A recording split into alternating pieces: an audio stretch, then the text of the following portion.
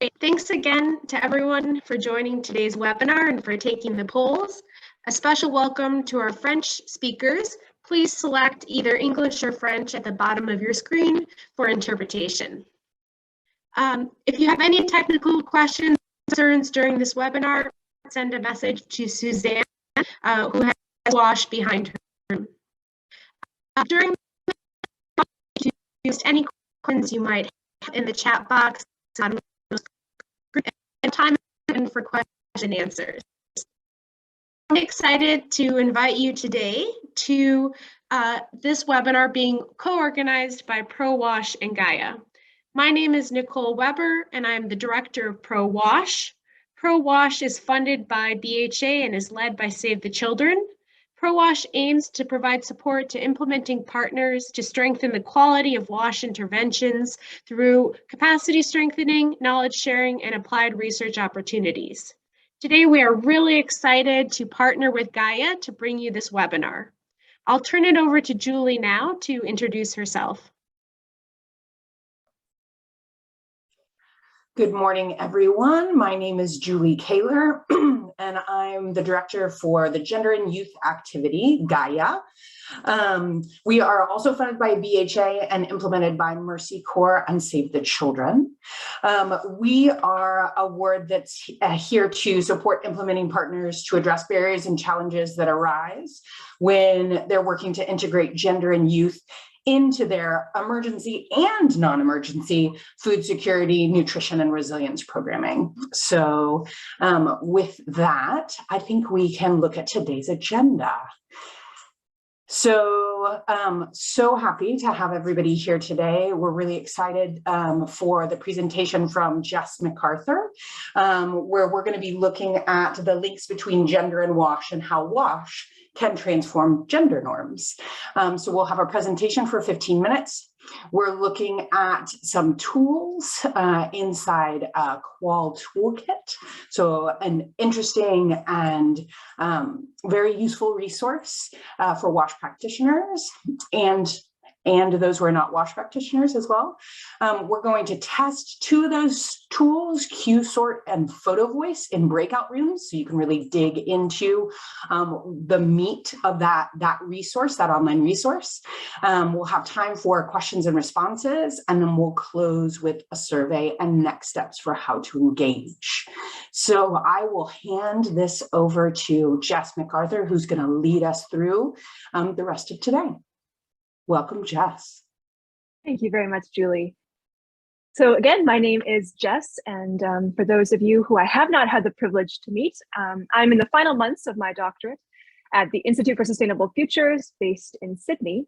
And there my research is really focusing on the interconnections between gender and WASH. And I look primarily at South and Southeast Asia, but also have research experience in Africa. And I specialize in the use of qual methods and design thinking. You may know me from my former role as Director of Programs at IDE in the Bangladesh country office, and I'm originally a chemical engineer. So feel free, if you want to know more about me, you can click on any of my profiles and my links, and I'd love to connect with you offline as well. So today we're going to be talking about the qualKit. What is the qualKit?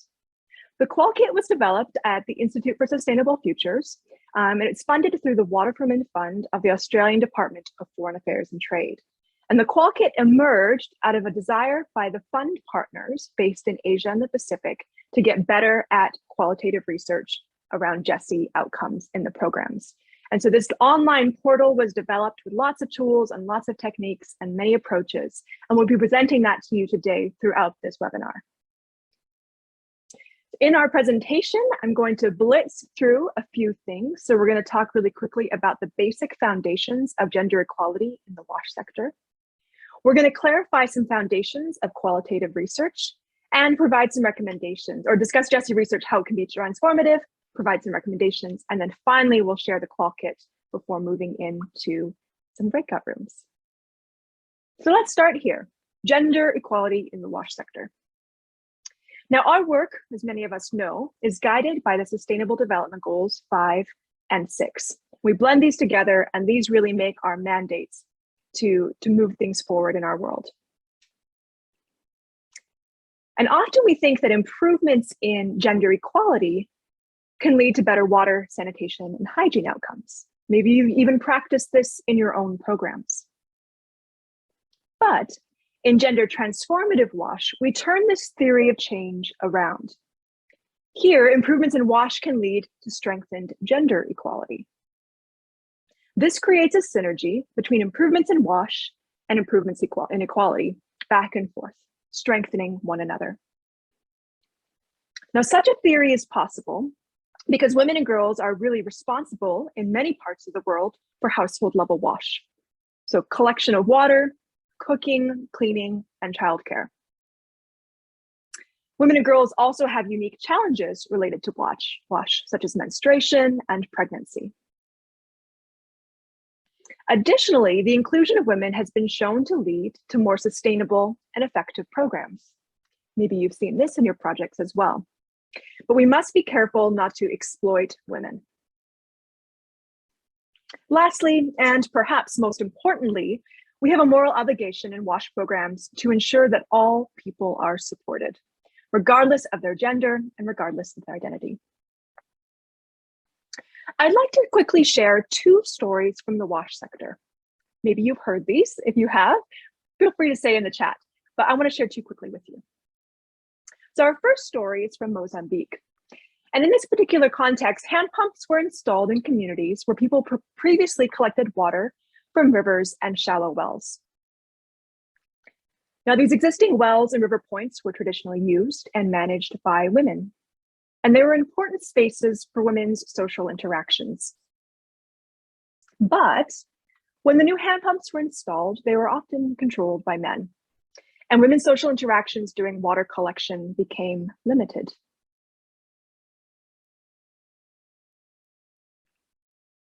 Our second story is from Bangladesh. And here a sanitation program aimed to increase access to improved latrines. Yet on a monitoring visit to these shiny new latrines, the team noticed that the latrines were installed in the front courtyards of houses. And in some conservative areas of Bangladesh, women hold to a cultural practice that means they prefer to avoid having men see them entering the toilet. So this resulted in men being able to use the new and improved latrines, but women and girls had to continue using the unsafe latrines behind the home. Now, the first story is from a paper by a geographer, a feminist geographer doing an ethnographic study in Mozambique. And the second story is from my own experience in Bangladesh. And these two stories represent missed opportunities to strengthen gender equality in communities through our WASH programs. And they highlight negative unintended consequences that have GESI impacts. So when we think about WASH in this new upside down way or transformative way, we need tools to help us measure and explore these complex changes. And often these tools are qualitative. So let's briefly talk about qualitative research. Now, qualitative and quantitative research answers different types of questions. Quantitative research often asks things like, how many are there? In this example, how many beans are there? And qualitative research talks about why it's important to grow beans or any other aspect. So a quantitative GESI question might be, how empowered are these women on this scale from not empowered to fully empowered? Where a qualitative question might want to explore, why are women empowered or not empowered in this particular context? You should select your approach based on the objective of your study. And often, quantitative and qualitative research doesn't fit neatly into two boxes, as we'll explore in the Q-sort later on in today's webinar. A better understanding would be a spectrum of quantitative to qualitative, kind of like a Likert scale or a spectrum of approaches, like a rainbow. Now, effective qualitative research looks at 4 different principles. So the first one is that qual research is respectful. This deals with ethical considerations and understandings of giving back rather than extracting from communities. The second principle is relevance. And we want to find research that is relevant to the particular context and the programs that we're working in. The third principle is right-sized. I imagine, if you're like me, that we've sat on data that we've collected that we never had a chance to interpret properly. And this highlights the need to make sure that we actually are going the full way through the research process and not just collecting data for no reason. The last one is about rigor and making sure that the qualitative research we do is as rigorous as possible. And this can be best done by focusing on transformative approaches and reflexive approaches. So on the top and the bottom, you see in this diagram. Now, I would argue that GESI, or gender equality and social inclusion research, can and should be transformative. What do I mean by this?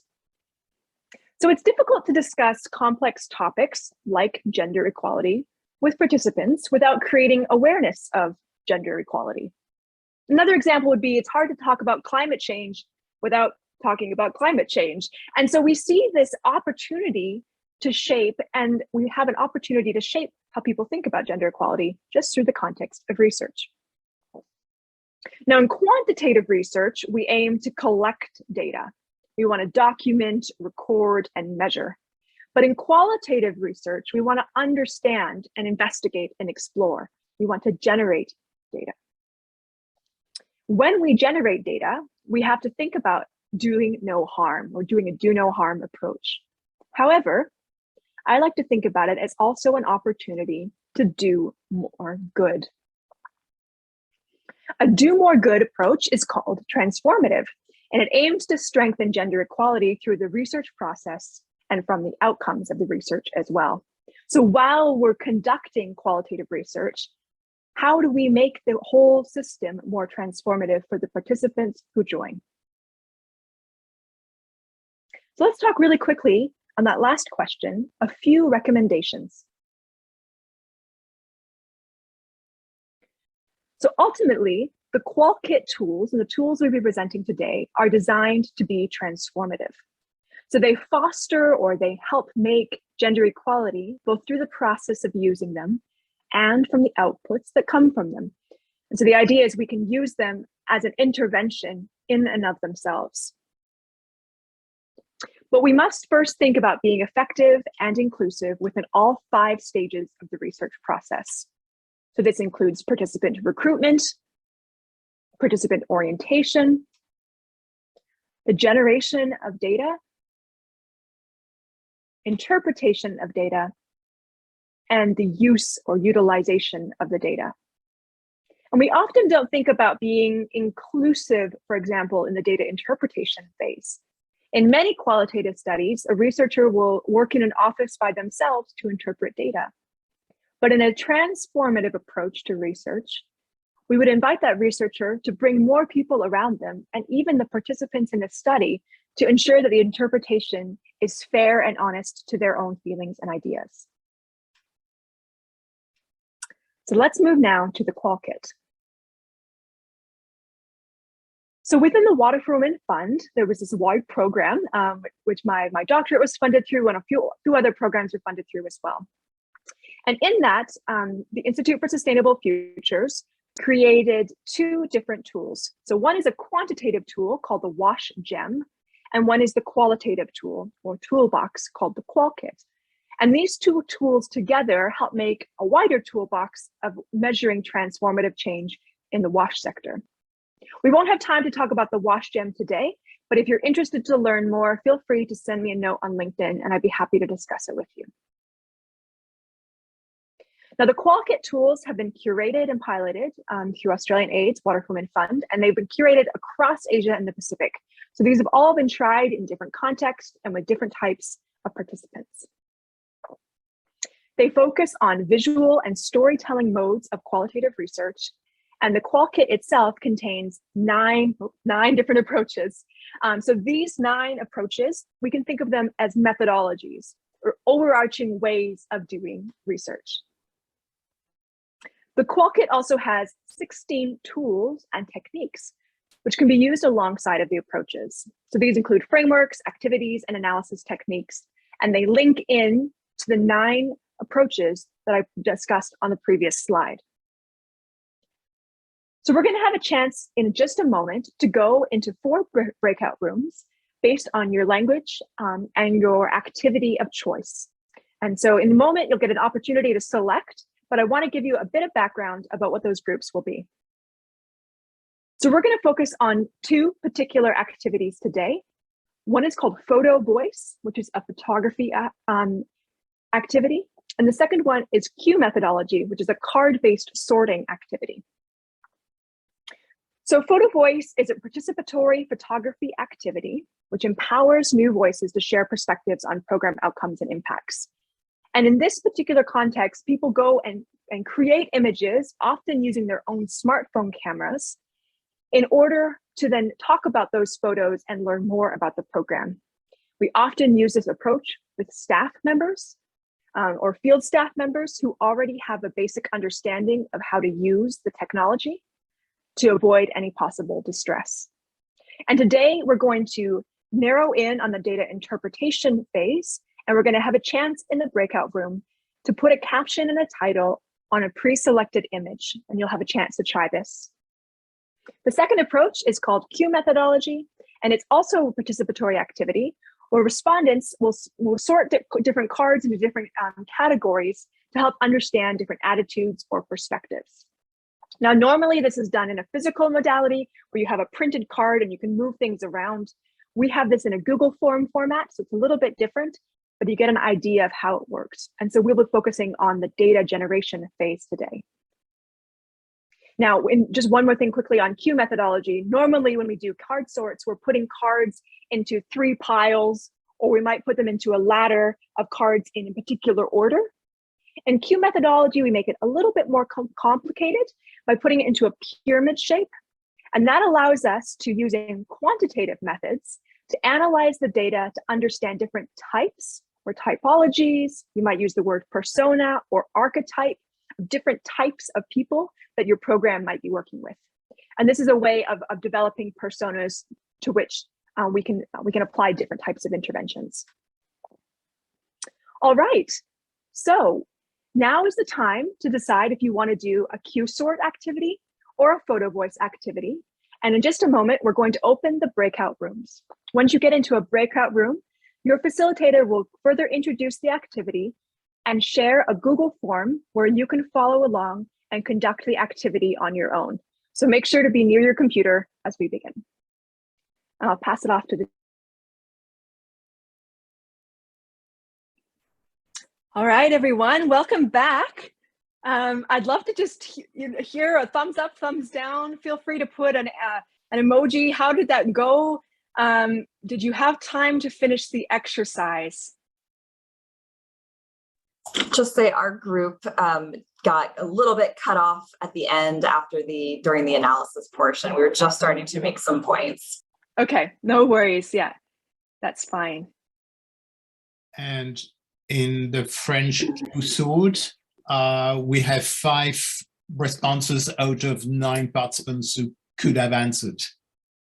Okay. Yeah, great. And in the French photo group, we had a great discussion around the photos and what some of them meant to people and their importance to gender and social inclusion. Wonderful. Yeah, and I'll just highlight quickly, on our team, we had a fantastic conversation about different ways that the Q sort can be used and had some really interesting results that came out of it as well. So. And now we seem to have 7 responses out of 9. Some people press submit. Yeah. We had some pretty good responses on our side for photo voice. I think I will ask, though, if we can share some of the comments that came in so that participants can see that for some of these photos, there was some polarization in them where there was different interpretations. And I don't think we got to really explain and discuss some of that. So I think it would be fantastic if we could share some of those so people could see them afterwards too. Yeah, what a great idea. Absolutely. Yeah, and I think we discussed in our group as well, these activities, we present them as methodologies, but we actually today did an activity within a wider methodology, right? And so we did a Q sort activity and a photo interpretation activity. And these activities can be used as icebreakers in workshops. These can be in meetings. These can be ways of getting communities to talk about different things. And so feel free to break the methodologies apart that you see in the qualKit and to get a chance to try out these things in different ways. The photo interpretation opportunity of giving people photos instead of having them create photos is a great way of starting that conversation. So just a few things to highlight about the approaches that we may not have had a chance to discuss in our groups. So photo voice can be conducted remotely and digitally, which is what makes it really great in this kind of uncertain environment. And it also can be spread out over several months. As I noted previously, works best with participants that already have some level of basic digital literacy. We did a literature review of all of the examples from the WASH sector. And we found that in some cases, asking rural women with low literacy rates to do this activity was partially distressing for them. And so finding ways to work with communities that are already participating in a smartphone learning exercise, or also into some kind of staff member training or staff member project for individuals that have a smartphone for their work is a great way of understanding things from different angles. Additionally, photography is a really gendered aspect. So when we think about who takes photos or who creates photos, it's often men. And so finding ways to include women and marginalized community members in the creation of photos ensures that we're seeing their perspective in a really physical way, which is great in an image. We also generate photo stories as part of the process, and these stories then can be used for advocacy. And that's really the most important part of bringing from Photo Voice is just a regular photo activity. It's being able to bridge these images into advocacy. So, and lastly, some of the most abstract photos can be the most valuable in understanding gender equality outcomes. So we had a beautiful image from the project in Cambodia about a toilet in the rain, and helped us to really think about safety around latrine use in a completely different angle than we had been thinking about safety. And so these images open up a way to see things in an entirely new perspective. And this also highlights the importance of ethics in these image creation. Photo Voice requires ethical permission from the participants who create the photos, from anyone who is in photos, and then also again from the participants when they share their images about how they want their images to be used. So it requires multiple ways of thinking through the ethics. Additionally, the wording in photography can be quite colonial. So when we think about words around capture, take, or shoot photos, we might want to think about generating or creating images instead and trying to avoid the kind of military style language that is common in photography. Okay, so on QSort, so we talked about this in my group, but just to highlight, so they can be used remotely and digitally. They can be done in groups. They can be also used to rank different aspects in levels of different levels of importance or significance. And there are software programs which we can share afterwards. Also, we'll put together in the email that goes out software programs to help support analysis of this data. But as you saw today, you can use free tools like Google Forms or even just a Google slide sorting, or like you see in the picture here, just physical printed pictures. Yeah. Now the cards should be selected purposely and matched with the number of spaces, and online analysis tools can be used to create different personas. All right, so opening it now up to some question and answer. There was some questions around, can we make sure that folks who didn't get to do QSort can look at Photo Voice? We will make sure to send out the forms for all 4 forms in different languages and for the 2 different activities to the whole group. And also all of the materials are available on the qualKit website. So if you, maybe I could ask someone to pop the qualKit website into the chat box.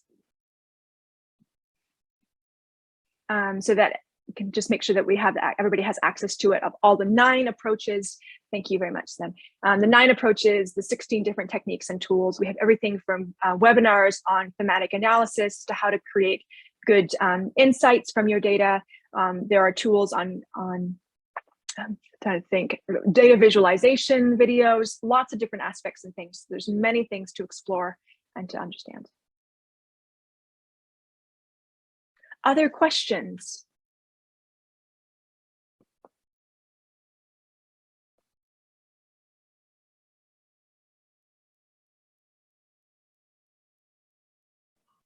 Do we have any questions from any of our facilitation team? Hope, yeah.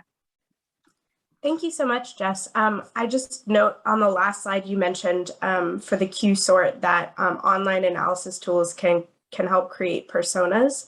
And I was wondering what those tools were and what those personas sort of look like, if you could just give us an example.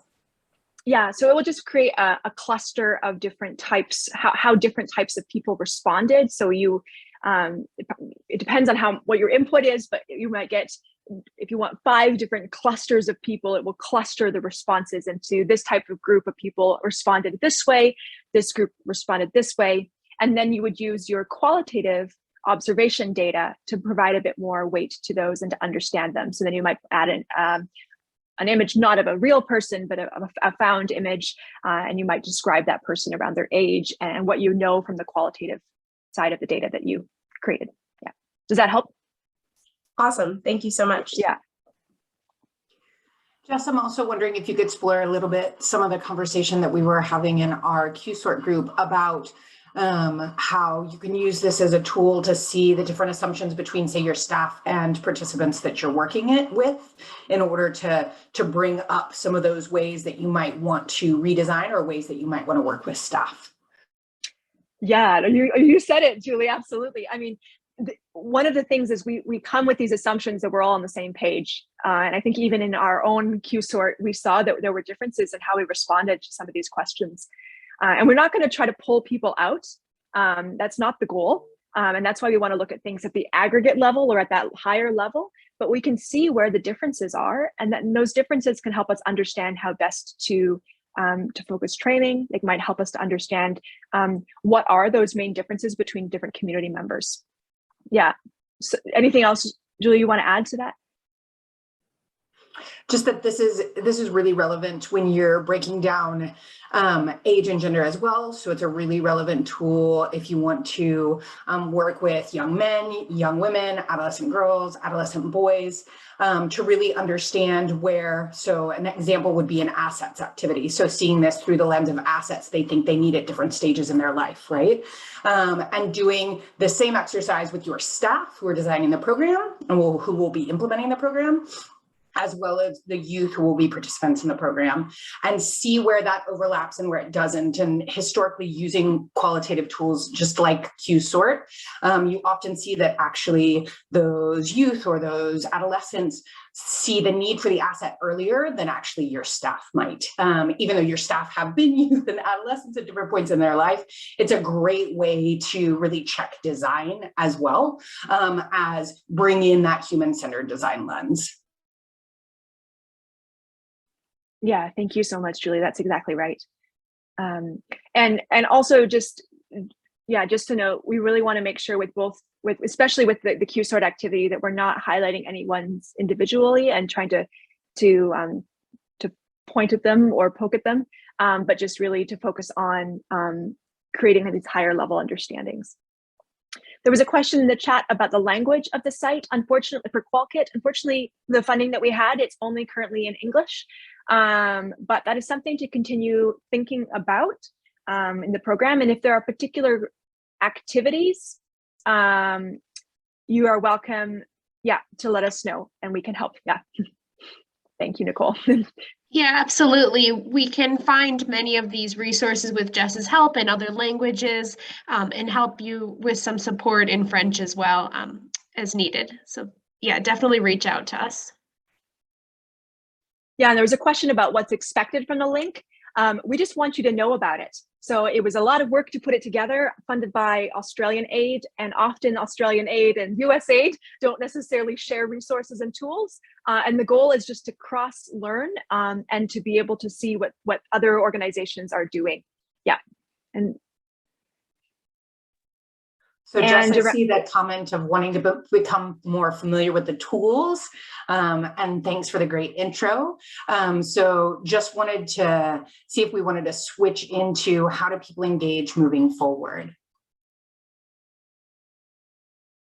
Great, absolutely. So thank you so much to Jess and to Gaia for co-organizing this webinar with us today. As Jess mentioned, this was really an introduction to the Qual tool. If you are Resilience Food Security Activity funded by USAID, and you're interested in support on qualitative research related to GESI and WASH, you can fill out this Google form, and several partners will be selected to have intensive one-on-one support from Jess on using these methods in your own projects. As Jess mentioned, this kit is also meant to be a standalone resource that you can access and use the tools directly. So if you aren't a Resilience Food Security Activity partner, I'd still very much encourage you to access it. And you can also reach out to ProWash for some lighter support, and Gaia as well. And I know Jess has a wealth of experience and knowledge around these techniques. So we're really excited to work with you on this. Before we close, I'd also like ask Suzanne to please launch a final poll.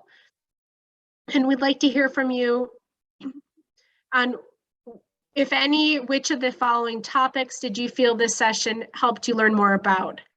The foundations of gender equality and inclusion in the WASH sector, the foundations of qualitative research, how and why gender and inclusion research can be transformative, tools to strengthen qualitative research, tools to make qualitative research gender transformative, and none of these objectives were met.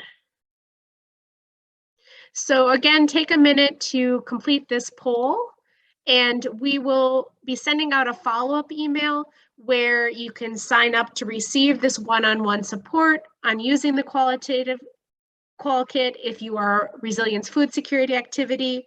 In this follow-up email, we will also be sharing the link to the toolkit, the presentations, the recordings, and as Jess mentioned, the Google Forms that were used for Photo Voice and for QSort, so that if you weren't able to participate in one of the breakout rooms, you'll have a chance to also see the other exercises that were done. So I really appreciate everyone's time for joining us today. Looking at the poll, I see that we have a lot of people who found this resource in this webinar to be really helpful around learning more about tools to strengthen qualitative research, on tools to make qualitative research more gender transformative, and more on the foundations of gender equality and inclusion. So please look forward to more activities by ProWash and Gaia on this topic, and really excited to see everyone today. So before we close, Julia, just wanted to give you a moment as well if you have any closing words. I wanted to thank everybody for joining and your very active participation. I mean, the key to transformation in these spaces is really digging into people's understandings of their norms and their space. And so the tools that we have in front of us to help us get to it really can help us push towards transformation. And I just want to appreciate Jess's reframing of this as using WASH to transform gender norms.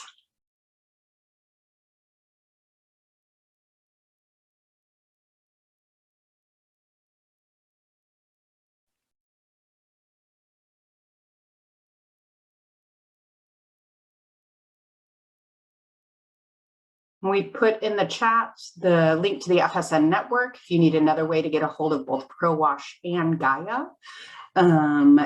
For support, you will be sent to the email you registered with the recording of this webinar as well as the slides.